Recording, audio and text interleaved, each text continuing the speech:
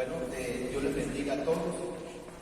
Vamos a pedirle al Señor que nos dirija en esta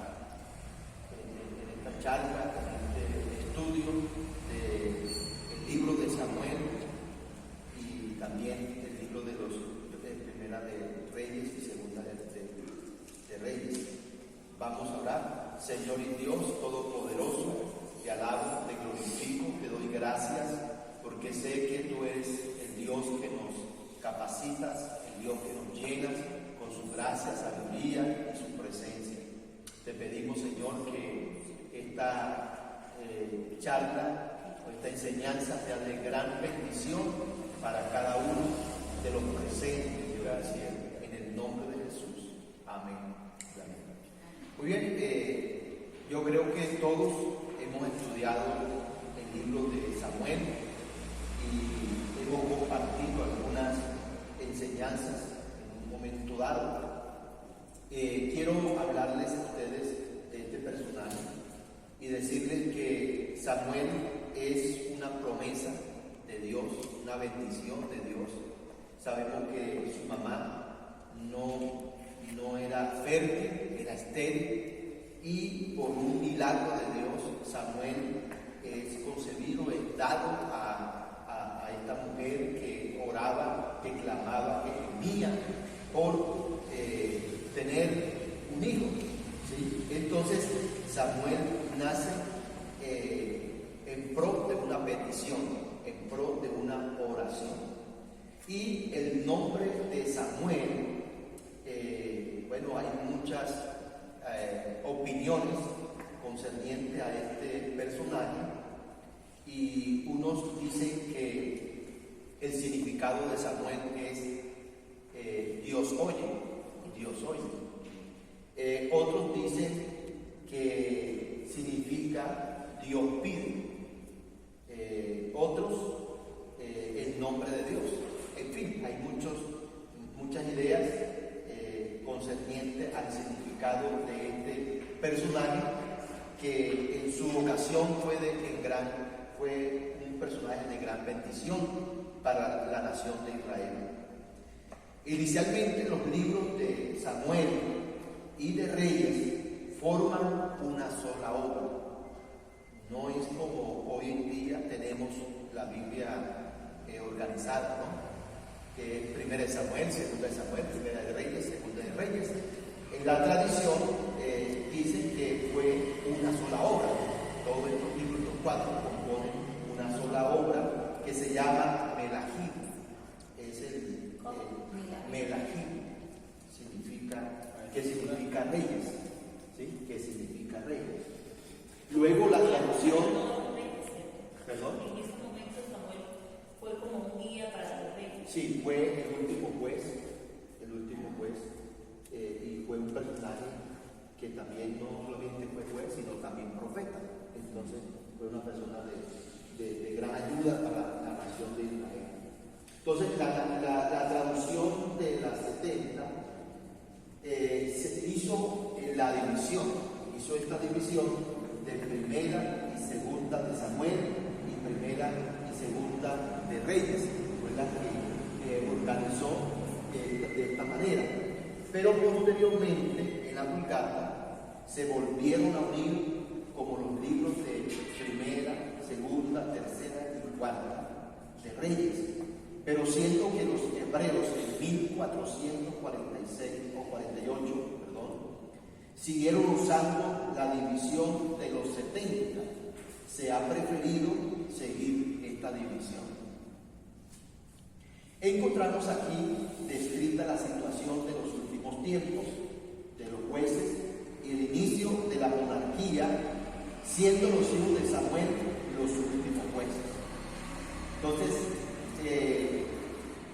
la fecha y el autor de estos libros no solamente se le adjudica a Samuel como el autor de Primera y Segunda de Samuel, sino que hubieron otros personajes que pusieron su granito de arena para escribir estos libros. Una de las razones porque Samuel murió a temprana edad. Entonces, vamos a mirar Primera de Samuel, capítulo 25, y vamos a mirar el versículo 1. Si alguien lo puede leer con voz Dice clara. David y Abigail. Murió Samuel y se juntó todo Israel y lo lloraron y lo sepultaron en su casa en Rama. Y se levantó David y se fue al desierto de Parán. Ok, entonces, según la tradición dice que Samuel murió a temprana edad. Eso nos da que no solo Samuel escribió los libros, sino que hubieron otros personajes que contribuyeron con la escritura de estos libros. Y en el capítulo 28, de ahí mismo, vamos a mirar el versículo 3. Dice, ya Samuel había muerto y todo Israel lo había lamentado y le había sepultado en Ramá, su ciudad.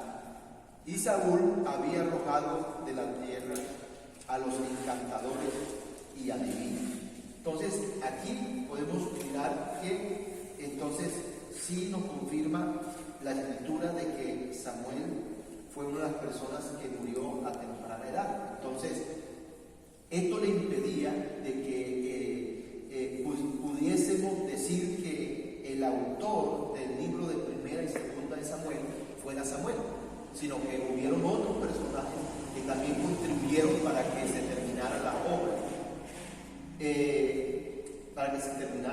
Posiblemente él fue el responsable de la parte del material, ¿sí? En Primera de Samuel. Hay varias fuentes que se usaron para compilar estos libros. Por ejemplo, en Primera de Crónicas, capítulo 29. Vamos a mirar si bien lo desean. Primera de Crónicas 29.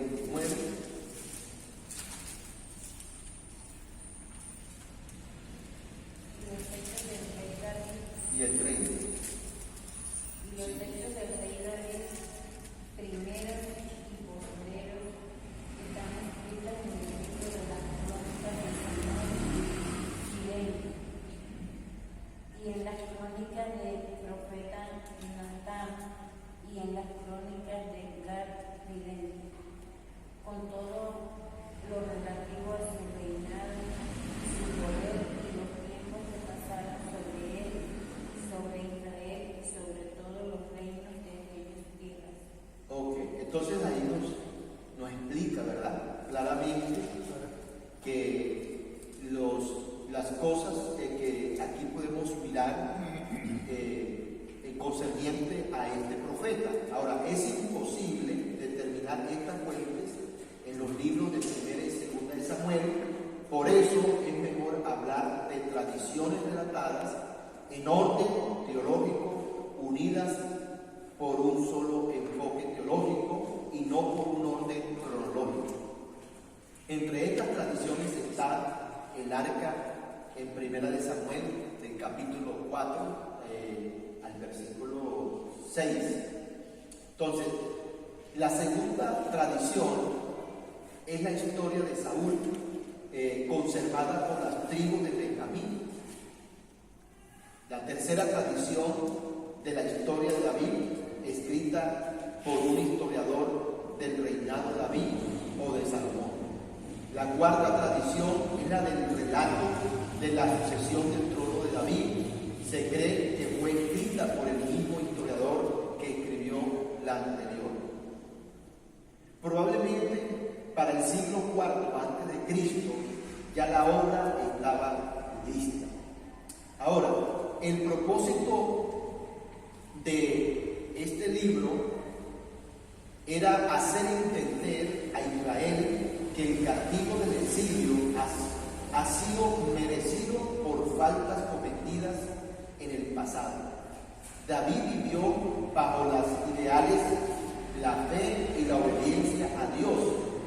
En esto van a ser los ideales que regirán al rey pueblo, mientras se rijan por estos principios, tendrán garantizada la protección y la ayuda de Dios. Entonces, Israel estaba enfrentándose a sus enemigos, los filisteos, y aquí podemos mirar que el arca la habían llevado cautiva, habían muerto muchos de los israelitas, y ellos se preguntaban de que si Dios estaba con ellos, ¿por qué les estaba pasando esa situación, esos problemas? ¿Sí? ¿Cómo? Por lo que ya habían dicho antes. Por lo que había dicho antes. Entonces, mire, uno de los ideales importantes que David tomó o llevó en su vida fue la fe y la obediencia. Estos dos ingredientes pueden hacer muchas cosas, ¿cierto? Pueden hacer muchas cosas. Y es que nos prometen la protección y la ayuda de Dios en todo momento. Cuando el pueblo se aleja de estos dos ingredientes fundamentales en la vida de una nación o de una familia o de una persona que confiesa tener la fe en el Señor, pues vemos que está luchando sola, está luchando con sus propias fuerzas. Y eso es lo que vemos acá. Entonces, estos son el propósito de enseñarle al pueblo de Israel que lo que estaban viviendo, la experiencia dura que estaban viviendo, era consecuencia del mismo pecado que habían vivido ellos, ¿sí? El mismo pecado. Entonces, porque muchas veces uno cree que, ay, ¿por qué me sucede esto a mí? ¿Cierto? Pero muchas veces hay que mirar al pasado y evaluarnos qué hemos hecho, qué hicimos. Y nos vamos a dar cuenta de que todas estas cosas que estamos viviendo en el presente es consecuencia de nuestros errores, de nuestros pecados, ¿sí? Entonces, eso era lo que Dios estaba mostrándole, enseñándole al pueblo a través de este libro. Ahora, se encuentran relatos duplicados también en el libro de Samuel. Por ejemplo, el fin de la casa de Eli fue anunciado 2 veces, en el capítulo 2, 31 al 36, y del capítulo 3, del 11 al 14, lo podemos mirar, si bien desea.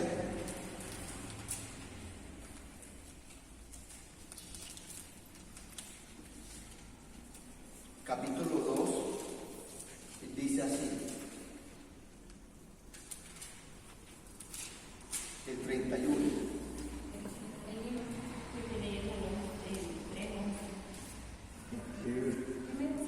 Sí, Samuel, aquí viene 31 al 36. He aquí vienen días en que cortaré tu brazo y el brazo de la casa de tu padre, de modo que no haya anciano en tu casa. Verás tu casa humillada, mientras Dios colma de bendiciones a Israel, y en ningún tiempo habrá anciano en tu casa. El varón de los tuyos que yo no corte de mi altar será para consumir tus ojos y llenar tu alma de dolor. Y todos los nacidos en tu casa morirán en la edad viril.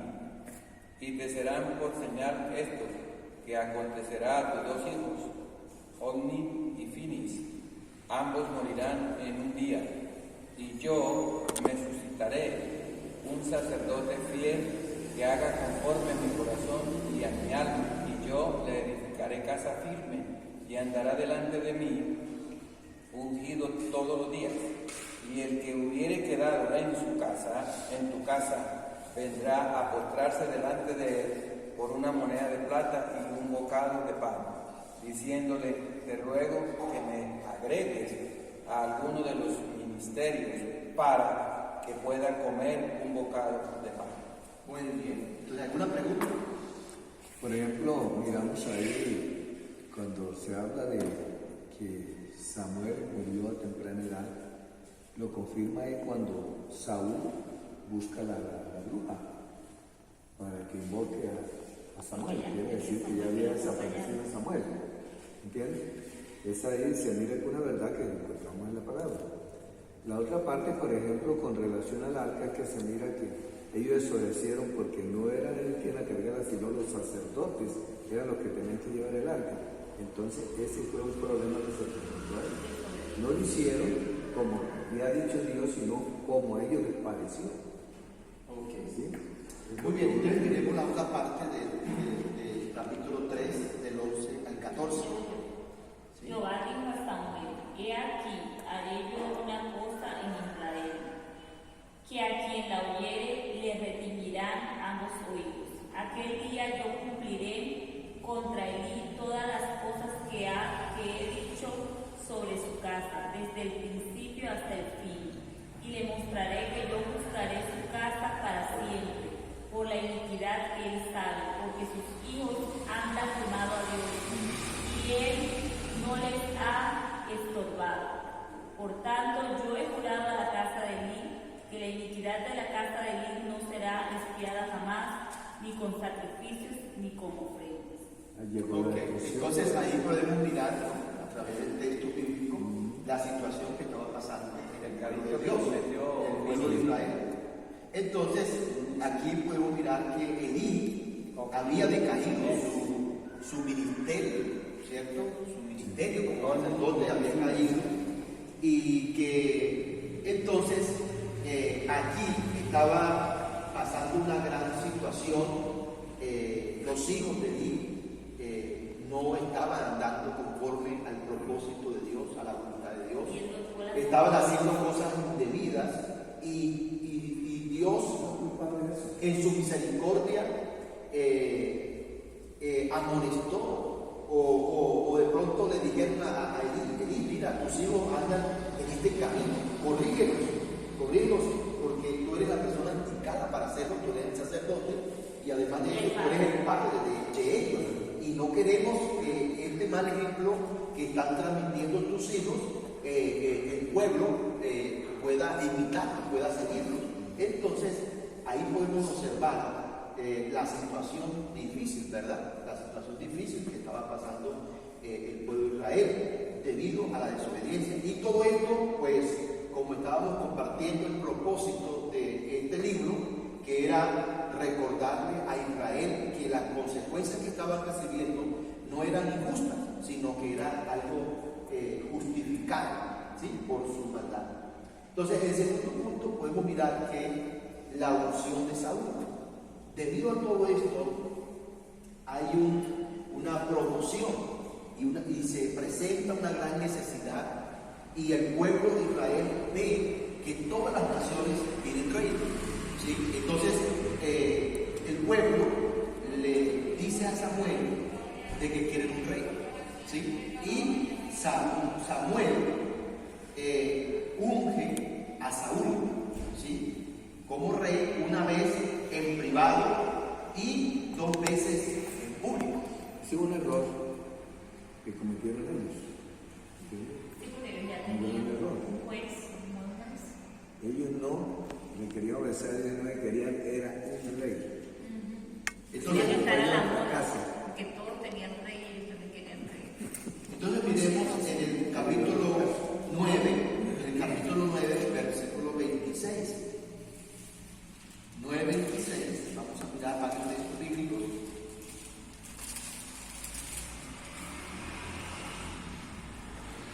Al otro día madrugaron, y al despuntar el alba, Samuel llamó a Saúl, que estaba en el terrado, y dijo: levántate para que te despida. Luego se levantó Saúl y salieron ambos, él y Samuel. Muy bien, entonces en el capítulo 10, versículo 1, a ver qué dice. Tomando entonces Samuel una redoma de aceite, la derramó sobre su cabeza y lo besó y le dijo: no te ha ungido Jehová por príncipe sobre su pueblo Israel. Entonces, aquí, por ejemplo, Dios le da una orden, ¿cierto?, o guía a Samuel para que unja a Saúl como rey de Israel, a la petición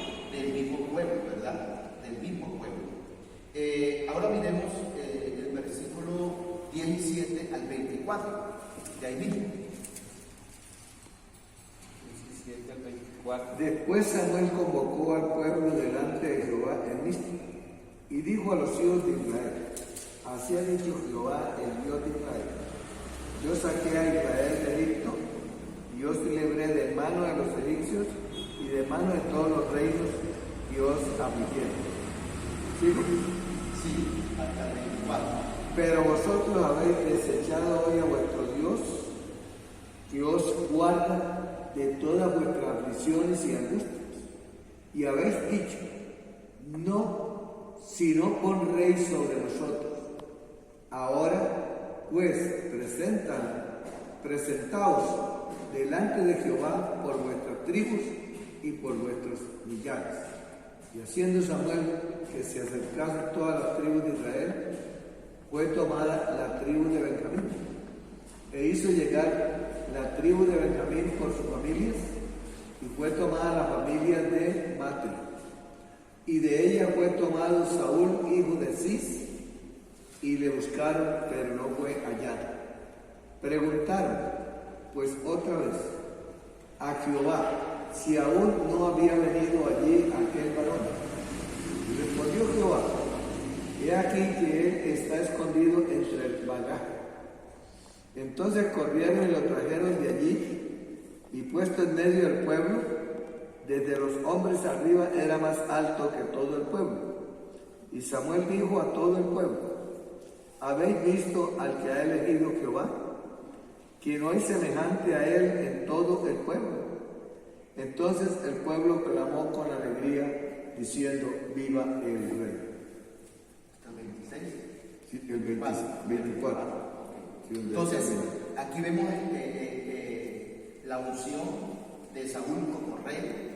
En varios capítulos como está confirmando, ¿sí? Como les dije, el capítulo 9, 26, 10, 1, capítulo 10, del 17 al 24, y también el capítulo 11 al 15. Entonces, ahí vemos todo lo que sucede en el reinado, en el movimiento de Saúl como rey del pueblo de Israel, como el primer rey que tuvo Israel. Saúl fue depuesto 2 veces del trono, pero continuó reinando hasta su muerte, ¿no? Como lo enseña la misma palabra. Otra de las cosas que podemos observar es el doble encuentro de Saúl y David. ¿Sí? David hizo un pacto con Jonatán 3 veces. David buscó refugio en Aquís, rey de Gad, 2 veces. Se menciona 2 veces el origen del proverbio Saúl también entre los profetas.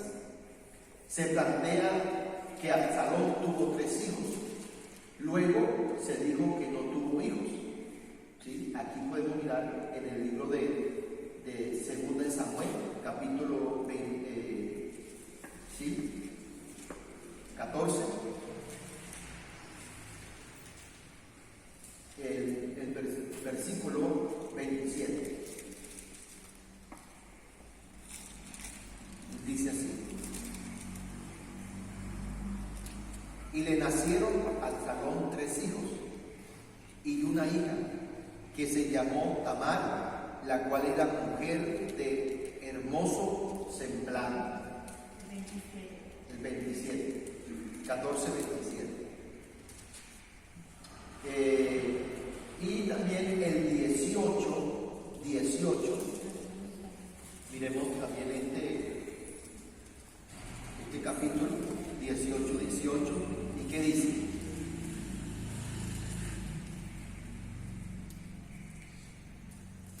Y en vida, Absalón había tomado y erigido una columna, la cual está en el valle del rey, porque había dicho: yo no tengo hijo que conserve la memoria de mi nombre. Y llamó aquella columna por su nombre. Y así se ha llamado columna de Absalón hasta ahora. Hasta ahora. Entonces miren, no tuvo hijos. Entonces, aunque en el primer capítulo que leímos dice que él tuvo 3 hijos y una hija, capítulo dice que erigió un monumento en pro de él mismo para que lo recordasen porque no había tenido descendencia, ¿verdad? Entonces, qué importante es eso, mirar esta postura que nos enseña acá este libro. Se dan dos relatos de la muerte de Saúl. Se dan dos relatos de la muerte de Saúl en el capítulo 31 de 1 Samuel. Miremos este ejemplo. Capítulo 31, versículo 4. ¿Qué nos dice? Entonces dijo Saúl a su escudero: saca tu espada y traspáseme con ella, para que no vengan estos incircuncisos y me traspasen y me escarnezcan. Mas su escudero no quería porque tenía gran temor. Entonces tomó Saúl su propia espada y se echó sobre ella. ¿Verdad? Nadie quería matar al Señor. Entonces, aquí podemos mirar que en una guerra con los filisteos, Saúl pierde la batalla. Y Saúl sabía de que si lo agarraran vivo, los filisteos lo agarraran vivo, lo iban a torturar y iban a hacer de él, ¿cierto? Algo que él Iba a pasar en lo vergüenza. preparó, y entonces dice que se echó sobre su espada y según dice la escritura ahí, se mató, ¿cierto? Se echó sobre su espada. Y podemos mirar también en el capítulo, 2 de Samuel, Hermano, y aquí, capítulo 1.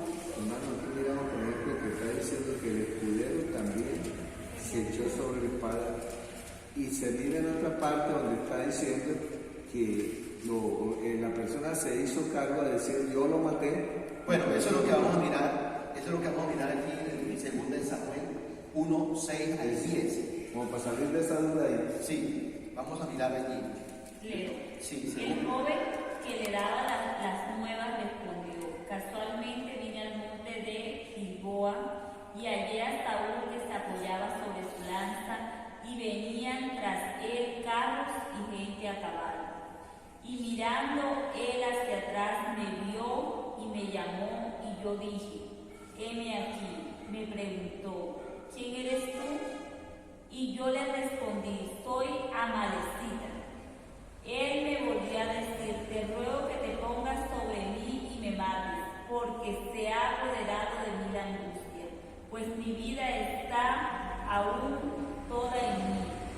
Yo entonces me puse sobre él y le maté, porque sabía que no podía vivir después de su caída, y tomé la corona que tenía en su cabeza y la argolla que traía en su brazo, y las he traído acá a mi señor.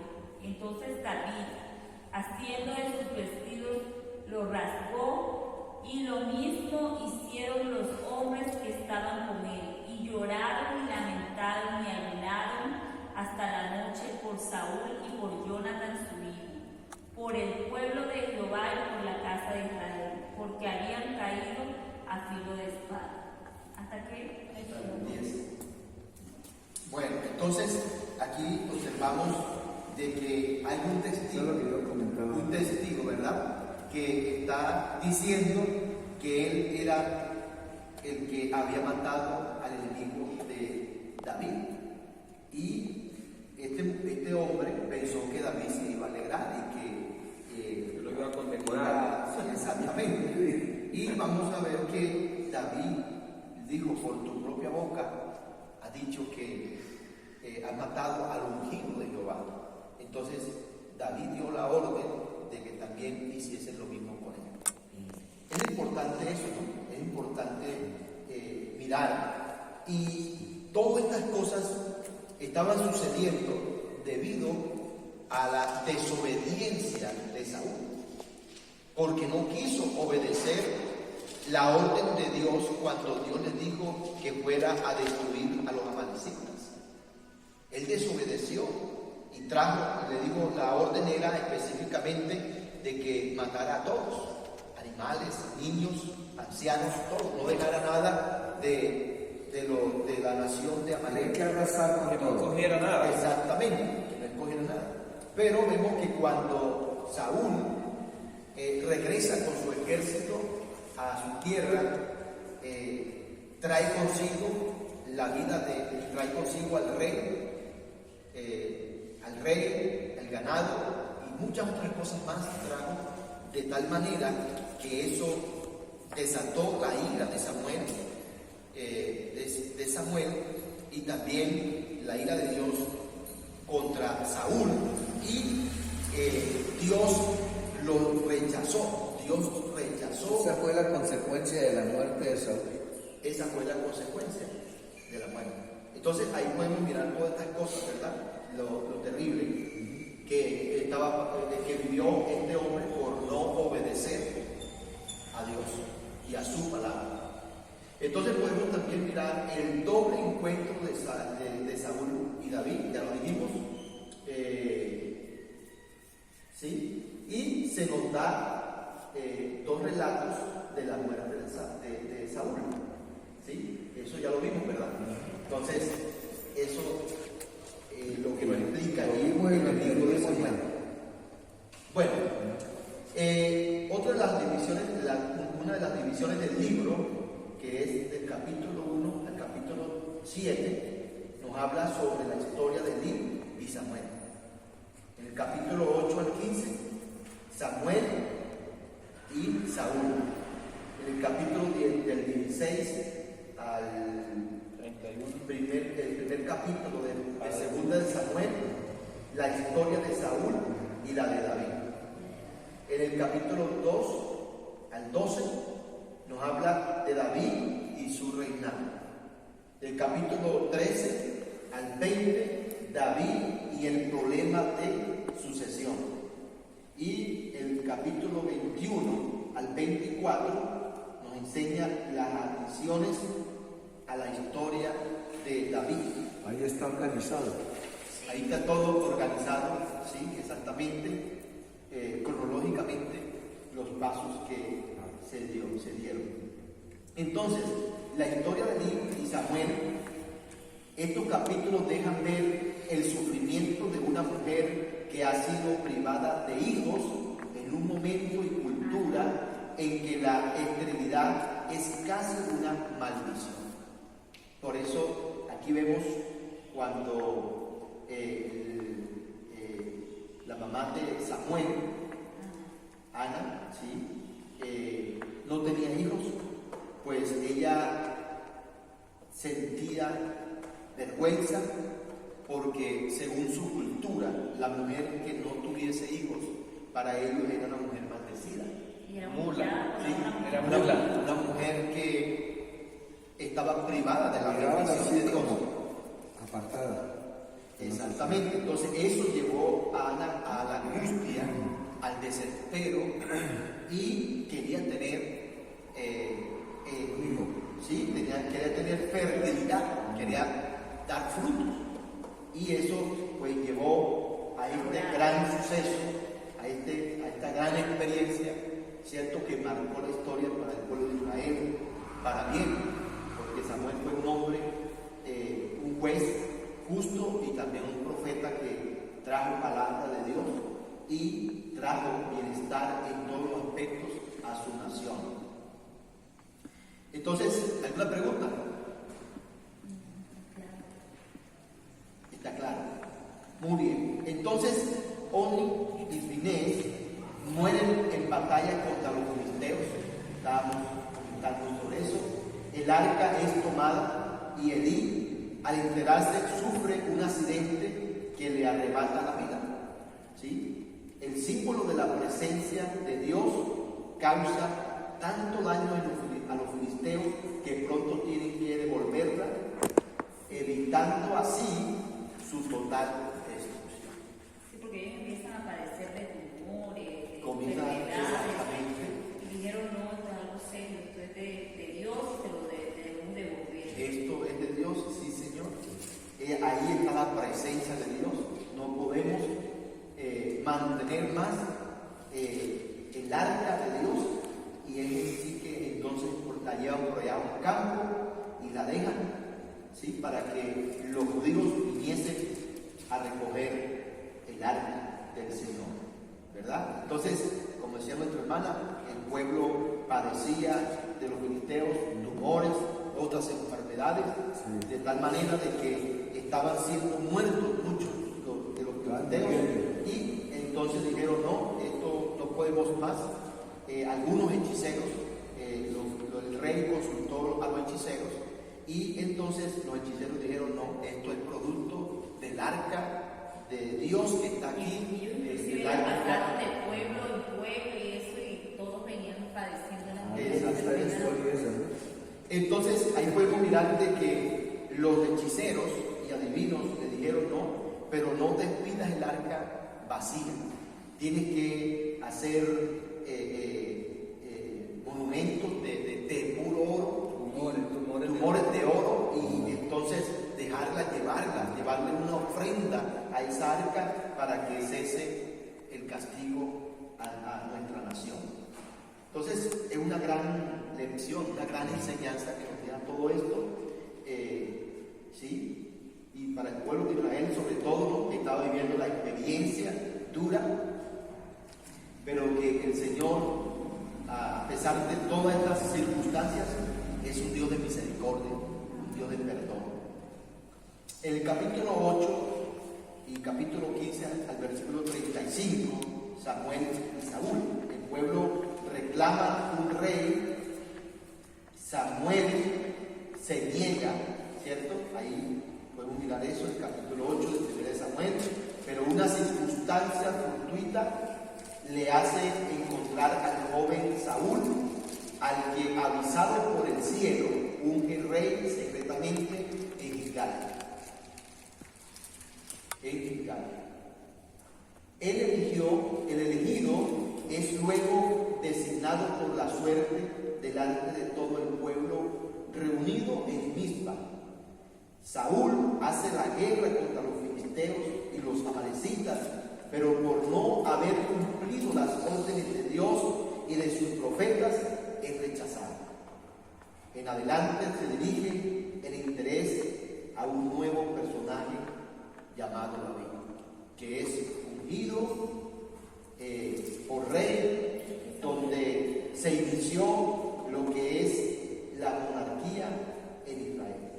Entonces es muy importante todo esto, y no sé si alguna pregunta tiene.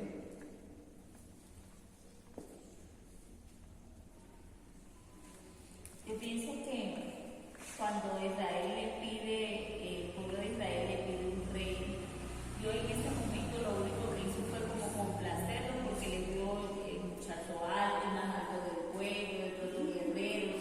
Entonces, bueno, les voy a colocar allá su rey como ustedes lo quieren, pero no es necesario porque aquí estoy yo. Y además ellos contaban con Samuel, que Samuel era un gran juez.